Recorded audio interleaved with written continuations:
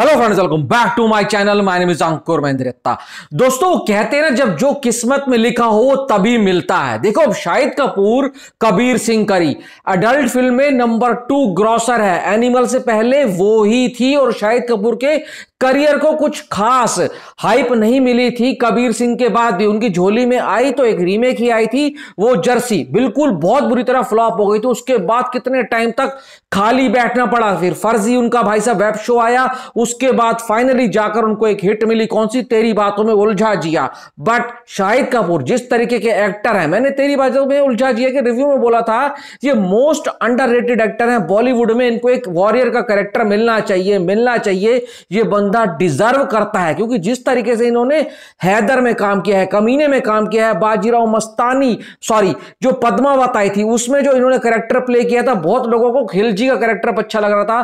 पर एक बार आप ध्यान से देखना, शाहिद कपूर की आंखों के अंदर देखना, ज्वाला दिखती है, ज्वाला। अब देखो, 2 दिन पहले खबर ब्रेक हुई थी कि अश्वत्थामा का कैरेक्टर इनको मिल गया है। अश्वत्थामा दा सागा कंटिन्यू बहुत बड़े लेवल के ऊपर बनने वाली है। ये तो हो गई भाई साहब एक खबर। अब खबर का बाप अगर कहूं, इस हफ्ते की सबसे बड़ी खबर कहूं तो भाई साहब वो ये है कि शाहिद कपूर की झोली में छत्रपति शिवाजी की कैरेक्टर चला गया है। अब छत्रपति शिवाजी कौन है बताने की जरूरत नहीं है।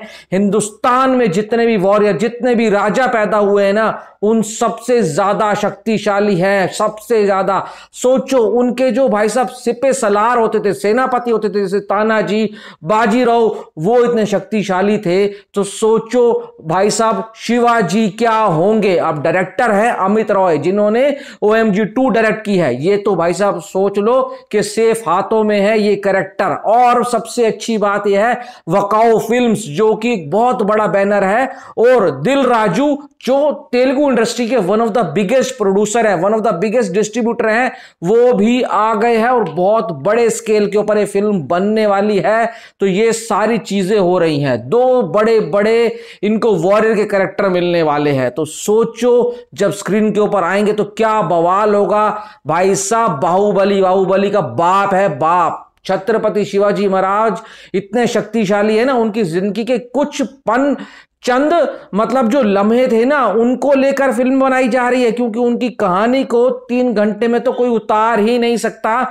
इसके लिए कम से कम 7 से 10 एपिसोड की वेब सीरीज बननी चाहिए। और कहीं मुझे ऐसा लग रहा है ये फिल्म भी सिंगल पार्ट में तो नहीं होने वाली है, डबल पार्ट में होने वाली है। पर शाहिद कपूर बहुत जचेंगे, क्योंकि जितना मैंने पढ़ा है, जितना हमने देखा है, जो छत्रपति महाराज थे ना, उनकी हाइट कोई ज्यादा नहीं थी, कम थी, पर वो उतने शक्तिशाली थे, गुरिल्ला युद्ध बहुत जबरदस्त करते थे।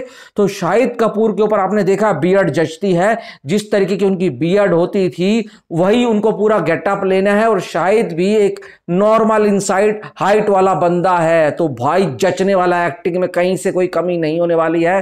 तो ये जो मैंने शुरुआत में बोला, जब किस्मत में होता है वो तभी मिलता है, तो उनकी किस्मत में 2 बड़ी बड़ी फिल्में आ चुकी हैं, उसके बाद वो रुकने वाले तो नहीं है। भाई मजा आ गया खबर सुनकर। आप बताओ, आप कितने ज्यादा एक्साइटेड हो शाहिद कपूर को इस कैरेक्टर में देखने के लिए? कमेंट बॉक्स में बताना। Thanks for watching.